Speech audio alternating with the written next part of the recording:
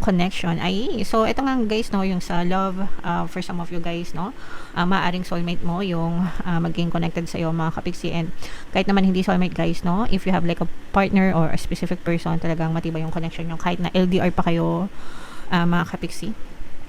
And yeah, so, or for some of you naman, kung single naman kayo guys, maaaring may makilala kayo na someone na talagang matindi yung connection nyo for some reason, and maaaring dahil yan sa love energy nyo mga kapiksi. Kasi means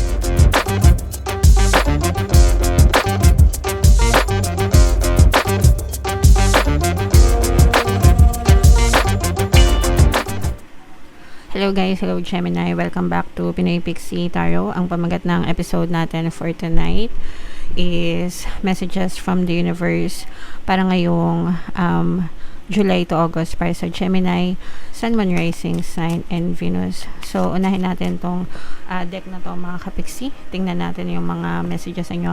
Kung ano lang yung makaresonate sa inyo guys, take that message mga kapiksi. Kasi hindi lahat magre-resonate, no? Wow! So, unang-una mga kapiksi, we have this soulmates energy mga kapiksi for some of you.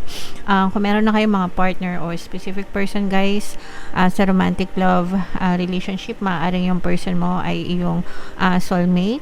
Sa mga single naman, ibig sabihin maaaring nyo nang makita or makilala ang mga soulmates nyo mga kapiksi.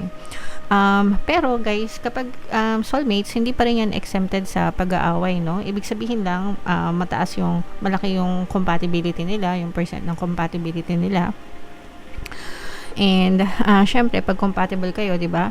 Mas less yung away, mas less yung stress, kasi nga nagkakaintindihan kayo kasi very much compatible kayo, no? Pero hindi pa rin siya exempted sa mga pag-aaway, pagtatalo kasi tao pa rin kayo, and magkaiba pa rin kayo ng may pagkakaiba pa rin kayo kahit papano, and yung mga pagkakaiba na yun yung pwedeng simula ng inyong mga disgusto sa isa't isa or mga hindi pagkakaintindihan.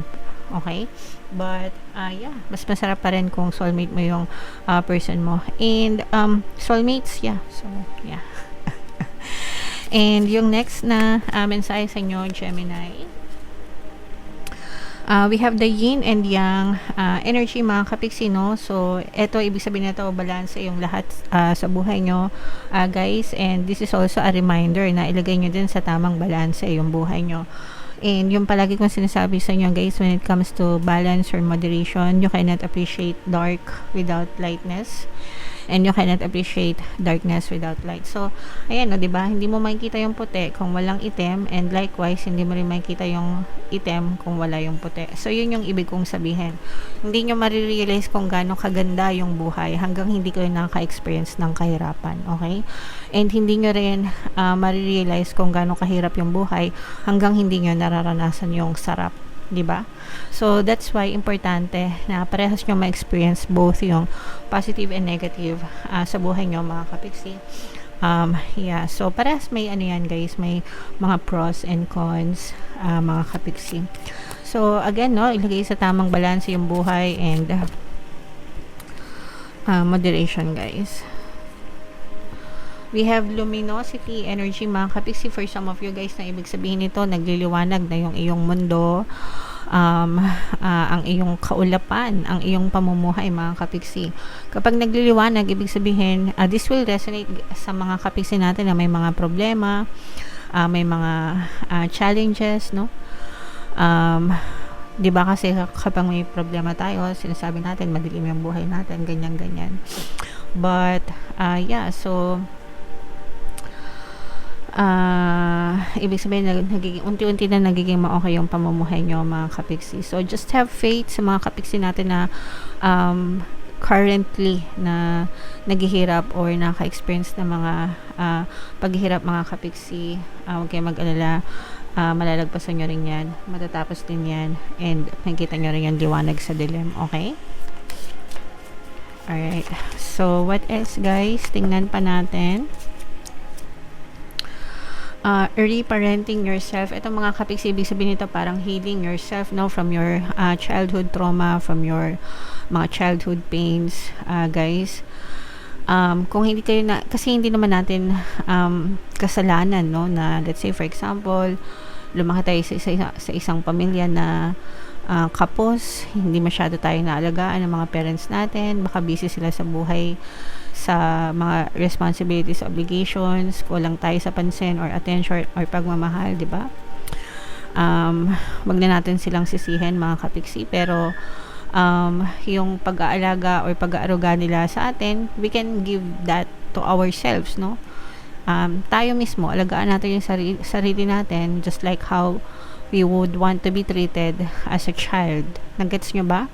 So, kung ano yung mga hindi mo na kamtan nung bata ka, whether material things or immaterial things, sa pagmamahal or sa attention or sa mga material na bagay, give it to yourself. Ikaw yung magbigay sa sarili mo, no? And tell yourself na you deserve it and you deserve more than enough in this world, mga kapiksi. So, wag mo nang hanapin sa kanila yung hindi nila naibigay or maibigay sa'yo, but instead, give it to yourself, mga kapiksi, and you will feel whole and complete. Okay? Naintindihan nyo ba, guys? Para makamove on kayo sa mga childhood trauma, kasi marami akong kilala na ganyan, na may mga childhood trauma, etc. And okay lang yan, guys, no? Basta ang importante yung present moment mo, and ikaw na lang yung magbigay sa sarili mo, kapiksi. Yung next message, Gemini, we have the distorted masculine energy, mga kapiksi. So lahat tayo, it doesn't matter kung babae kayo or lalaki kayo, guys, genderless, regardless of gender, we all have our masculine and feminine energy. So yung masculine energy natin, guys, ito yung pagiging strong natin, pagiging malakas natin, pagiging matapang, courageous, fearless, no, walang hinakatakutan, parang lapu-lapu, yung mga ganon, no, malakas, yeah. But for some reason, guys, distorted yung masculine energy nyo. So, ibig sabihin, pag distorted, kabaligtaran yung pwede nyong maranasan or ma-experience. So, yung iba sa inyo, maaaring makaramdam na weakness, medyo demotivated sa buhay, nanlalambot, full of doubts, nanghihina, yung mga ganun, mga pinanghihinaan ng loob, matatakotin, yan. So, nawawala yung masculine energy, mga kapiksi. And, most of the time, dahil yan sa overthinking, pagiging pessimistic, no?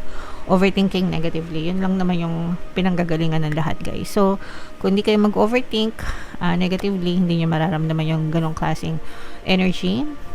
But, if in case nararamdaman nyo na, it's okay, guys. Magpahinga lang kayo and libangin nyo yung sarili nyo, no?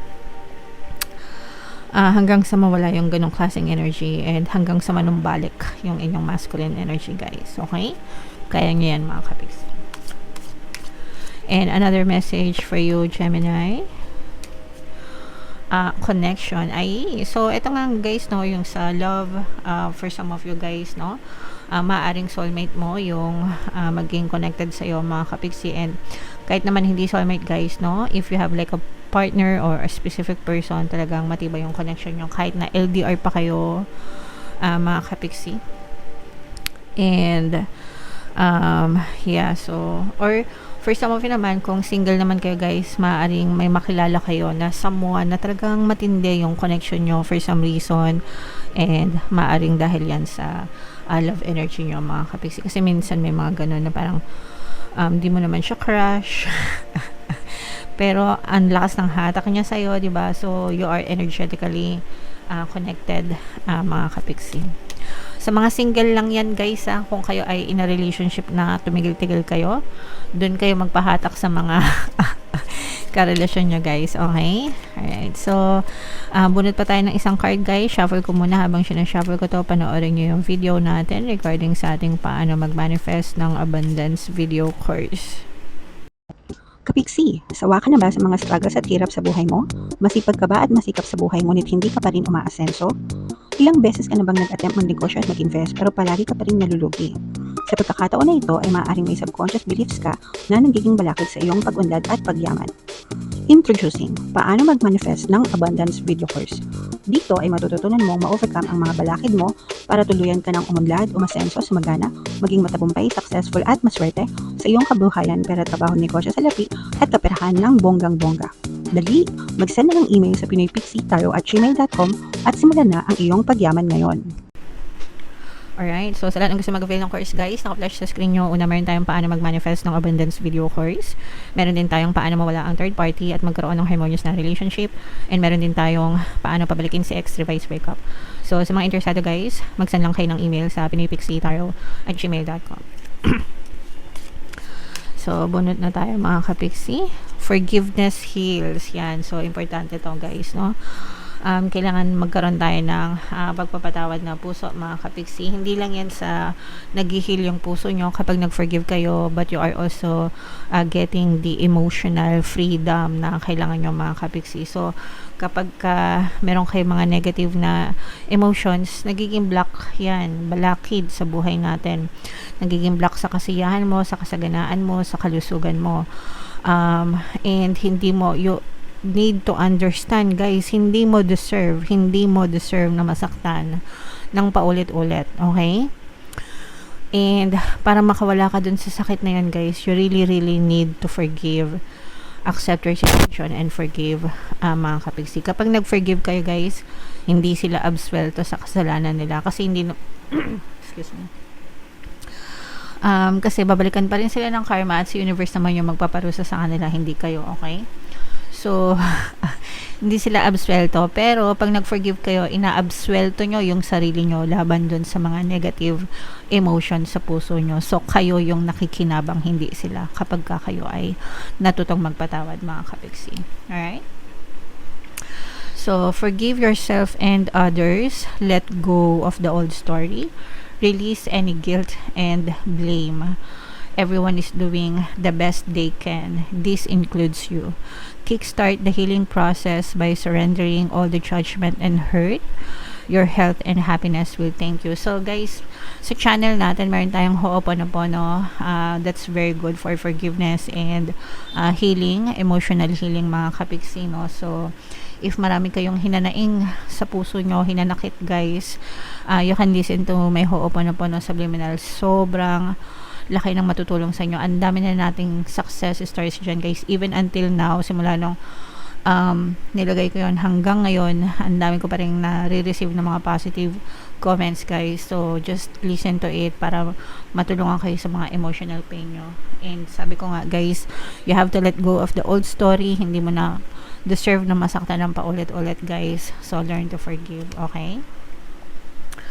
Alright, so yeah, comment down below guys if feeling nyo naka-resonate kay Jan Gemini for more tarot readings. Ito yung playlist nyo, ito naman yung ating success stories ng paano mag-manifest ng abundance video course. Thank you for liking, sharing, and subscribing guys. See you next time. I love you all. Have a nice day. Bye-bye.